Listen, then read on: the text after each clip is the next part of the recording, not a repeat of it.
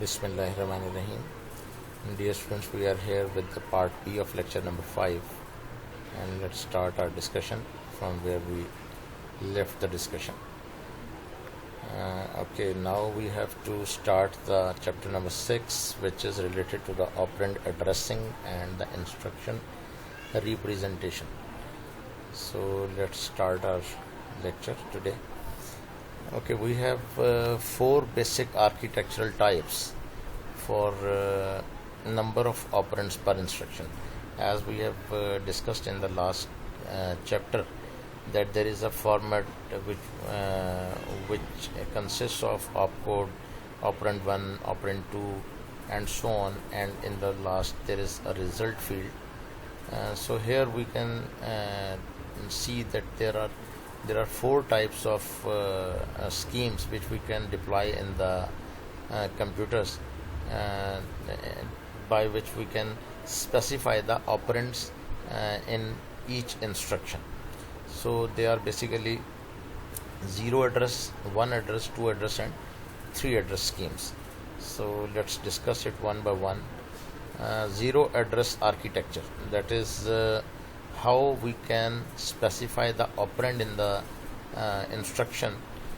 There is a scheme which is called 0 address, 0 operand or 0 address architecture. So no explicit operands in the instruction. It means कोई हम खुद से specify करके कोई operand नहीं देते हैं.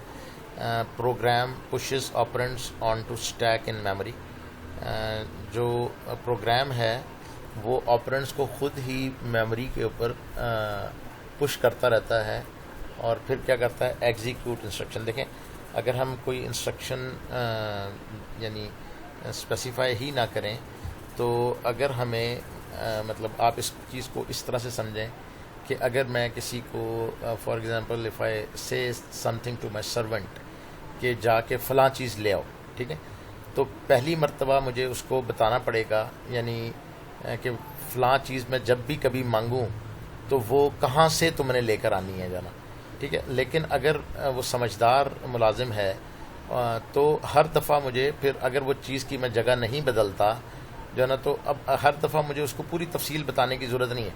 अगर मैं उसको कहता हूँ कि भाई मेरे जूते ले आओ जो है ना, मेरे पॉलिश हुए हुए जूते ले आओ, तो उसको पता है कि पॉलिश हुए हुए जूते कहाँ पड़े होते हैं जो है ना, मतलब ठीक है, यानी या रखे जाते हैं. तो इस बिल्कुल सेम आप यहाँ पर भी यही समझें कि यहाँ पे एक्सप्लिसिटली हम 0 ऑपरेंड एड्रेसिंग के अंदर हम कोई ऑपरेंड स्पेसिफाई ही नहीं करते और एक एग्रीड अपॉन जगह है जिसको हमने स्टैक का नाम दिया हुआ है.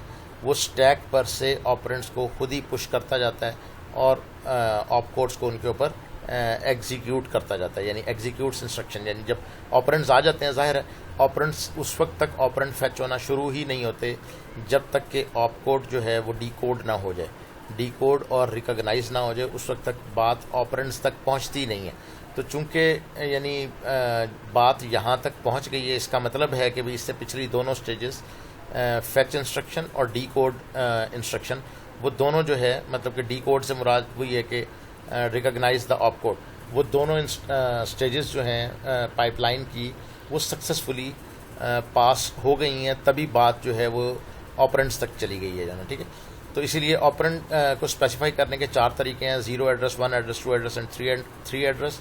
इसके अंदर जो है मतलब ऑपरेंड जब हम 0 एड्रेस करते हैं तो उसमें पहले से एक डिसाइडेड जगह है कि जब हम ऑपरेंड स्पेसिफाई नहीं करेंगे और ऑपकोड देंगे तो फिर वो स्टैक पर से जो भी वैल्यू अवेलेबल होगी उसको पुश करता जाएगा और उसके ऊपर वो इंस्ट्रक्शन को एग्जीक्यूट करता चला जाएगा, ठीक है. एग्जीक्यूट्स इंस्ट्रक्शन और फिर क्या जी, इंस्ट्रक्शन एग्जीक्यूशन में क्या करता है कि removes top n items from stack, leaves result on top of stack जाना, मतलब यानी जहाँ से वो वो उठाता है क्या कहते हैं अपना ऑपरेंड जो उठाता है जिस स्टैक की टॉप से, उसी स्टैक की टॉप के ऊपर रिजल्ट को ओवरराइट कर देता है. इसका ये मतलब है जाना, ठीक है. I think there is no complexity in that and no ambiguity in it, so you have thought it completely. If not you can ask it again जो है ना. तो अब यहाँ पर देखें, इसकी एक मिसालें भी आ गई इनकी, है ना, कि इलस्ट्रेशन ऑफ 0 एड्रेस इंस्ट्रक्शंस. तो एग्जांपल में क्या है कि add 7 to variable x in memory. तो उसने क्या कहा कि पुश x, फिर उसने कहा पुश 7, ठीक है, push x push 7 add and pop x जाना।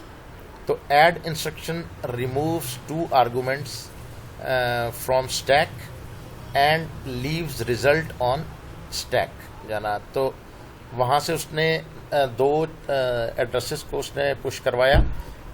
ऑप कोड पहले ही अंडरस्टैंड कर चुका था, ऐड है, रिजल्ट कंप्यूट करवाया और फिर रिजल्ट को वहाँ से पॉप करके at the top of stack दोबारा से उसने रिजल्ट को लीव कर दिया जाना, मतलब ठीक है।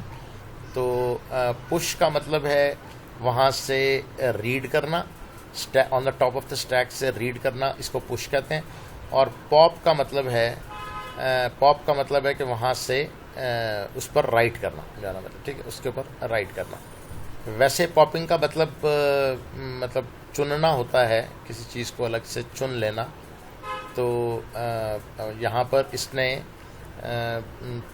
पॉप एक्स ऐड पुश 7 और फिर पुश एक्स किया होगा जाना, अच्छा। तो ऐड इंस्ट्रक्शन ठीक हो गया जो है ना। अच्छा, आगे देखें जी, नेक्स्ट है जी वन एड्रेस आर्किटेक्चर। तो वन एड्रेस आर्किटेक्चर के अंदर क्या होता है कि एनालॉगस टू अ कैलकुलेटर जाना, कि कैलकुलेटर से मुशाबे है ये वाली स्कीम। वन एक्सप्लिसिट ऑपरेंड पर इंस्ट्रक्शन, यानी हमें हर इंस्ट्रक्शन के अंदर कम से कम एक एक्सप्लिसिट ऑपरेंड हमें स्पेसिफाई करना है। प्रोसेसर है special register known as accumulator. Processor के अंदर एक स्पेशल रजिस्टर होता है जिसको हम एकम्युलेटर कहते हैं, and it holds second argument for each instruction. तो वो एक इंस्ट्रक्शन एक तो हम एक्सप्लिसिटली स्पेसिफाई करते हैं, और दूसरी जो इंस्ट्रक्शन है, दूसरा जो यानी ऑपरेंड है, that comes from the accumulator जाना, वो एकम्युलेटर में से आ जाता है। तो use to store result of instruction जाना। और फिर हम वही है कि यहाँ पर भी हम दोबारा से यानी क्या कहते हैं, एकम्युलेटर के ऊपर हम जो है ना जाके रिज़ल्ट को दोबारा सेव भी कर देते हैं जाना, ठीक है। अच्छा, और देखें कि एग्जांपल क्या है कि add 7 to variable x in memory. तो लोड किया उसने x को, ठीक है, और ऐड किया 7 को, और ऐड 7 किया, और फिर उसी तरीके से उसने स्टोर कर दिया रिज़ल्ट को दोबारा से x के ऊपर। यानी इसमें जो x है ये उसने एकम्युलेटर पर से उठाया है, और ऐड 7 ये हमने उसको एक ऑपरेंड एक्सप्लिसिटली हमने उसको बताया, इसीलिए हम इसको वन ऑपरेंड एड्रेसिंग भी कहते हैं। इसमें जो ऑपरेंड 7 है वो हमने एक्सप्लिसिटली स्पेसिफाई किया है, और x जो है वो एकम्युलेटर पर से आ रहा है, और फिर रिज़ल्ट भी यानी ऐड का जो रिज़ल्ट है वो दोबारा एकम्युलेटर पर ही हम उसको ओवरराइट कर रहे हैं।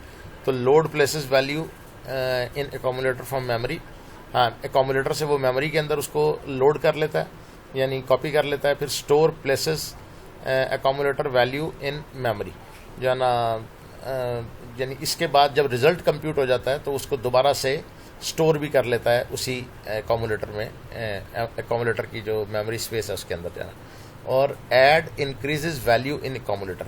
तो जब हम इसमें ऐड कर देते हैं कोई चीज़, तो जाहिर है जब उसके अंदर कोई चीज़ ऐड हो जाएगी, तो जब रिज़ल्ट कंप्यूट होगा तो फिर वो बढ़ जाएगा, उसकी वैल्यू जो है उसमें बढ़ जाएगी जाना, मतलब ठीक है। अच्छा जी, तो दोबारा इसको थोड़ा सा मैं आपको रिकैप कर देता हूँ आपकी आसानी के लिए, कि हमने अभी तक 2 ऑपरेंड एड्रेसिंग स्कीम्स पढ़ी हैं। पहली को हमने कहा है कि 0 ऑपरेंड एड्रेसिंग, और दूसरी को हमने कहा है 1 ऑपरेंड एड्रेसिंग।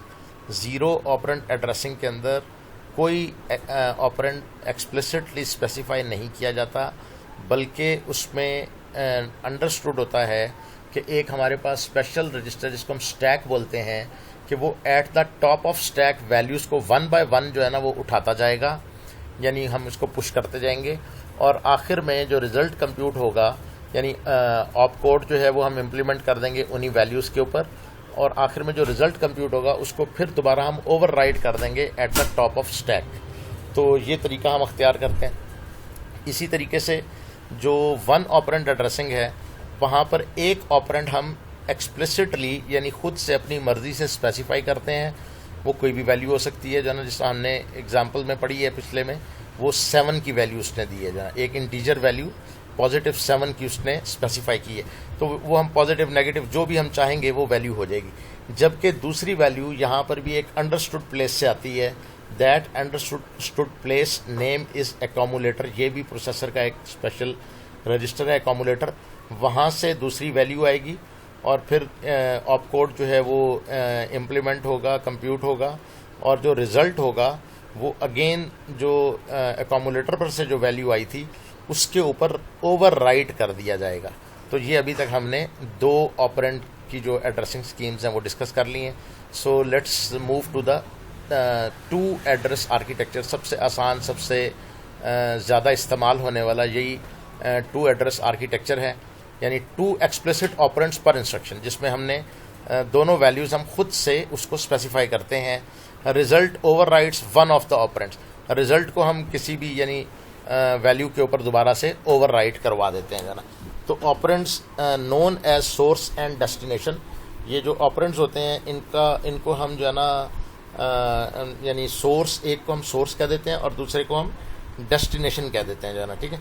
तो जो रिजल्ट है वो हम सोर्स के ऊपर भी ओवरराइट करवा सकते हैं और डेस्टिनेशन पर भी करवा सकते हैं, और ज़्यादातर जो कन्वेंशन है वो डेस्टिनेशन के ऊपर करवाने की है जो है ना, मतलब ठीक है। कन्वेंशन है but this is not compulsion. Convention का मतलब होता है जो कि एक राइज चीज़ हो, जिसका रिवाज हो, और कंपल्शन का मतलब होता है कि लाजमी हो, वैसा ही करना है, उससे हट कर नहीं कर सकते।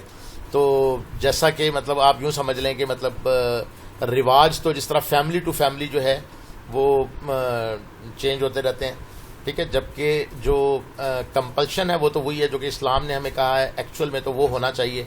वो हो रहा है या नहीं हो रहा है ये हमारे अपने सोचने की बात है। तो works well for instruction such as memory copy जो है ना, तो ये इंस्ट्रक्शंस के लिए सच एज मेमोरी कॉपी, यानी कि जब हम मेमोरी को कॉपी करते हैं तो उसके अंदर भी ये टू एड्रेस आर्किटेक्चर जो है, मेमोरी में कुछ अगर हमने कॉपी करना हो तो उसके लिए ये स्कीम जो है इट वर्क्स वेरी वेल जो है ना। तो यहाँ पर देखें उसकी भी एग्जांपल आ गई हमारे पास जो है ना, कि illustration of two address instruction कि add 7 to variable x in memory. तो add 7 and x and compute x as a यानी x plus 7 and then overwrite the result on the top of x। Means के दोनों जो हमने इसको values दी हैं उसको वो ऐड करके एक वैल्यू के ऊपर उसने रिज़ल्ट को जो है ना सेव कर दिया जाना, ठीक है। इसके बाद आ जाएं तो हमारे पास जो अगला स्कीम है इसमें वो 3 एड्रेस आर्किटेक्चर है।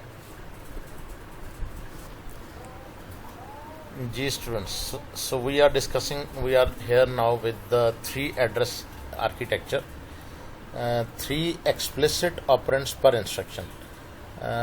Operand specify source, destination and result. तो यहाँ पर देखें कि भाई यहाँ पिछले जो हमने 3 स्कीम्स पढ़ी हैं उन तीनों में हम ओवर राइटिंग करते हैं।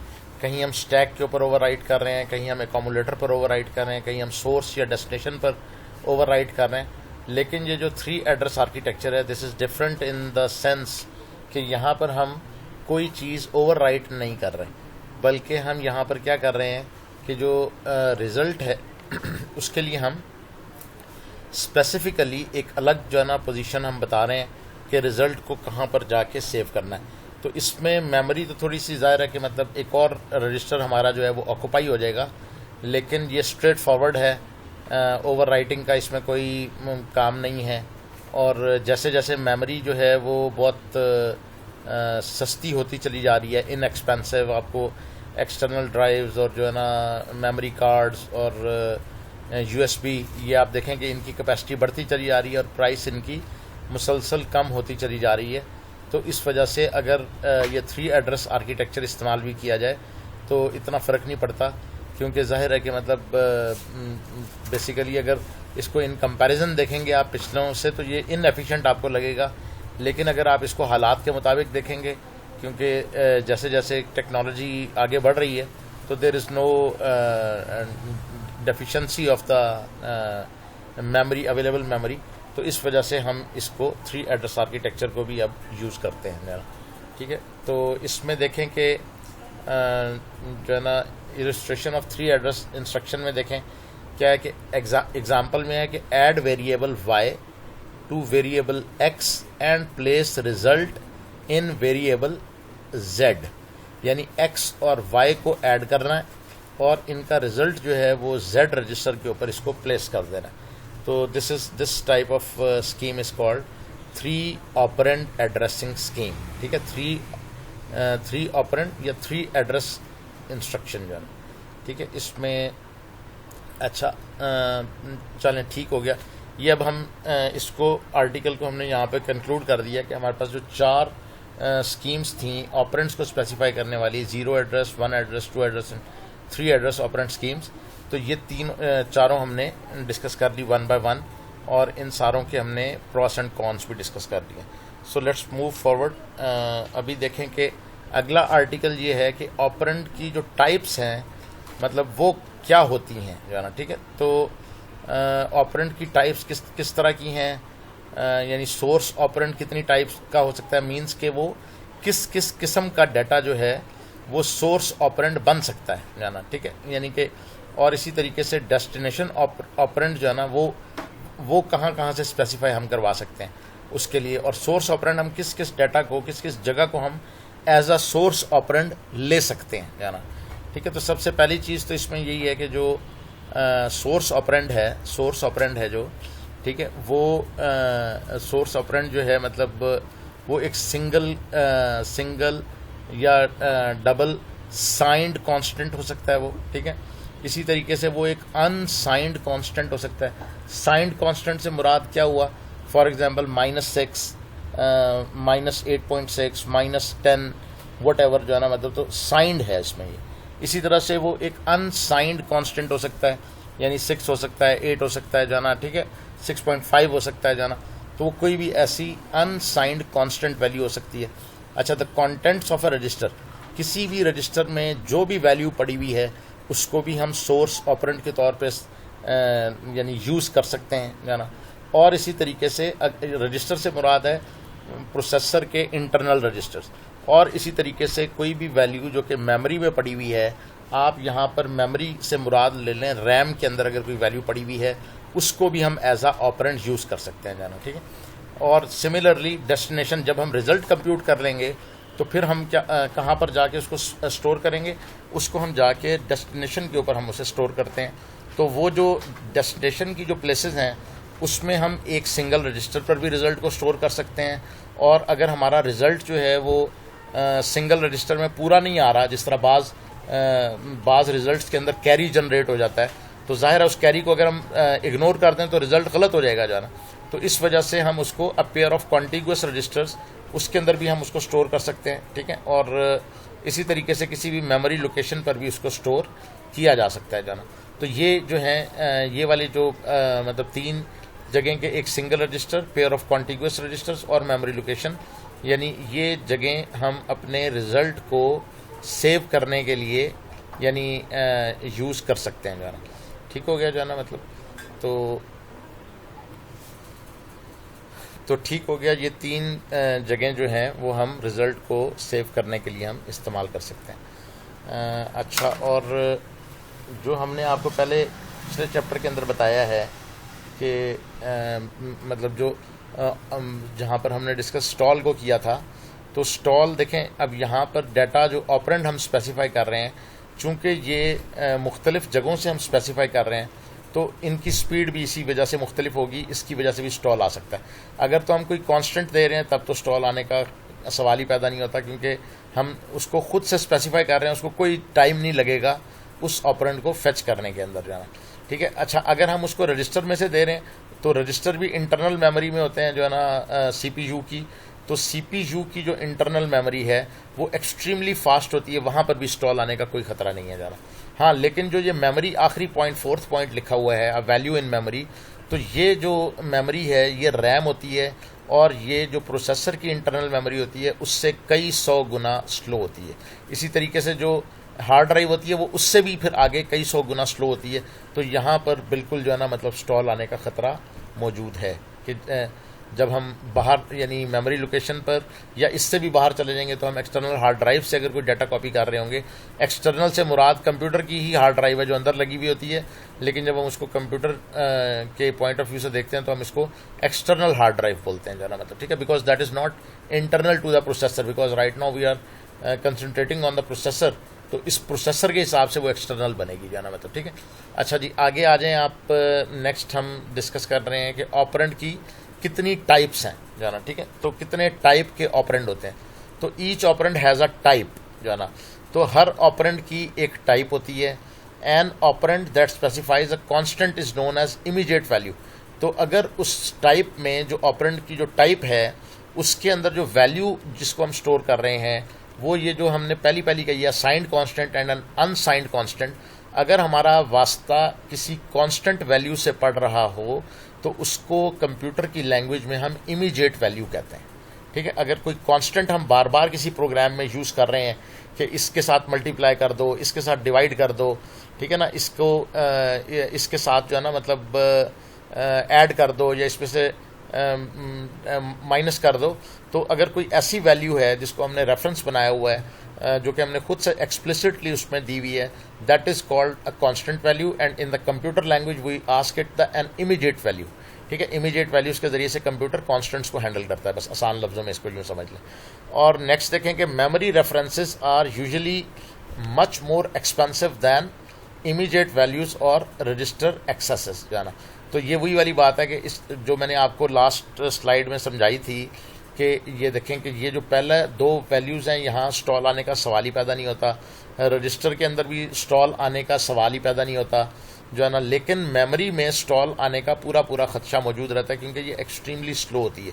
तो यहाँ पर मेमोरी को एक्सेस करने के लिए वो मेमोरी रेफरेंसेस का टर्म यूज़ कर रहा है कि memory references are usually much more expensive, यानी वो हमें बहुत महंगे पड़ जाते हैं। आप इसको आसान लफ्ज़ों में यूँ समझ लें कि जिस तरह हम क्रिकेट के अंदर कहते हैं कि इस बॉलर का ओवर बड़ा महंगा पड़ा है जाना, मतलब महंगा पड़ा से मुराद क्या होता है भाई जिसके अंदर बहुत ज़्यादा स्कोर पड़ जाएँ, चौके छक्के पड़ जाएँ, भाई एक ही ओवर में यानी 24 स्कोर पड़ गए या 20 स्कोर पड़ गए या मे बी के मैक्सिमम 36 या 40 स्कोर पड़ गया, तो ये बहुत ही वर्स्ट ओवर है। ज़ाहिर है कि मतलब उस खिलाड़ी का जैसे कैरियर ख़त्म हो जाता है, तकरीबन मैच का पांसा पलट जाता है। तो यहाँ पर भी वो एक्सपेंसिव का मुराद यही है कि कंप्यूटर को बड़ा महंगा पड़ता है। क्या मतलब कि कंप्यूटर के लिए ये वर्स्ट होता है जो है ना, इस तरह का ऑपरेंट जो कि मेमोरी रेफरेंसेस मेमोरी में से आ रहा हो वो कंप्यूटर को बहुत महंगा पड़ता है। इससे महंगे से मुराद ये है कि कंप्यूटर की परफॉर्मेंस यहाँ पर वर्स्ट हो जाती है, क्योंकि देखें बगैर ऑपरेंट को फेच किए वो कर कुछ नहीं सकता कंप्यूटर,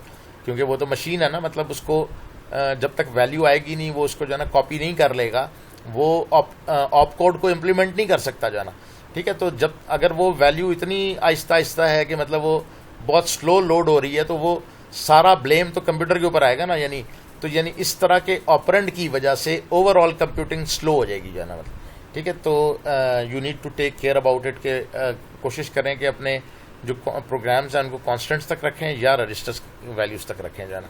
लेकिन जाहिर है कि मतलब ये तो वो बात है जो कि हम लैब में तो करके यानी डिमॉन्स्ट्रेट करके दिखा सकते हैं, लेकिन रियल लाइफ सिचुएशंस में मेमोरी को हमें एक्सेस करना पड़ता है, बल्कि मेमोरी से भी ज़्यादा स्लोअर हमें बाज़ों का रियल टाइम डाटा लेना पड़ता है, तो वो इससे भी ज़्यादा स्लो होता है एक्चुएटर्स से, यानी जिस तरह थर्मामीटर लगा हुआ है या जो है ना स्पीडोमीटर है या कोई और प्रेशर का गेज लगा है, अगर वैल्यूज़ वहाँ से आ रही हैं जैसा कि हम ऑटोमेशन इंडस्ट्री के अंदर यूज़ करते हैं तो वो इससे भी ज़्यादा एक्सपेंसिव होगा, मींस कि वो इससे भी ज़्यादा स्लो वैल्यूज़ को फेच करेगा वहाँ से जो है ना।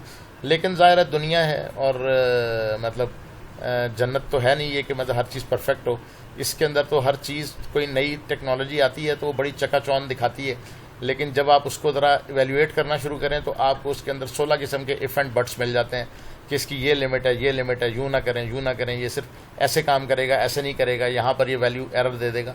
तो बिल्कुल ऐसे ही आप यहाँ पर भी समझ लें जाना कि रियल में और मतलब एक्चुअल में यानी काफ़ी लिमिटेशंस होती हैं जाना, मतलब ठीक है। अच्छा, memory references are usually much more expensive than the immediate values और register accesses, we have already discussed it in a fair detail जो है ना, मतलब ठीक है। अच्छा जी, अब अगला आर्टिकल पर आ जाएं आप जो है ना कि वॉन न्यूमैन बॉटल नेक कहाँ बनती है।